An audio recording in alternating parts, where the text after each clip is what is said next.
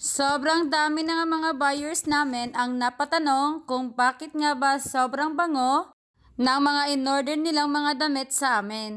At napatanong na nga sila kung ano nga ba daw ang gamit kong pabango or kung ano nga ba daw ang ini-spray ko sa mga damit. Kasi pagbukas pa lang daw nila ng kanilang mga parcel ay grabe, bumubungad na talaga ang kabanguhan ng mga damit. Sobrang nakakatuwa nga lang at na-appreciate nila yon. Kaya ngayon, i-reveal ko na kung ano nga ba ang ginagamit kong pang-spray sa mga damit kong mga paninda. Eto nga lang yun mga mima ko, mga zizi ko, ang Top Bright Fabric Spray. Pwede nyo rin pala itong gamitin pag naglalaba kayo pamalit sa inyong mga Fabcon kasi sobrang bango nga talaga niya mga sis. So ang ginagawa ko nga lang nito ay tinatransfer ko siya sa isang lagayan na kung saan meron siyang spray kasi ang nabili ko nga ay 1 liter tapos wala din siyang pang-spray kaya tinatransfer ko lang siya dito. For 100 plus, meron ka na nito sis, 1 liter na.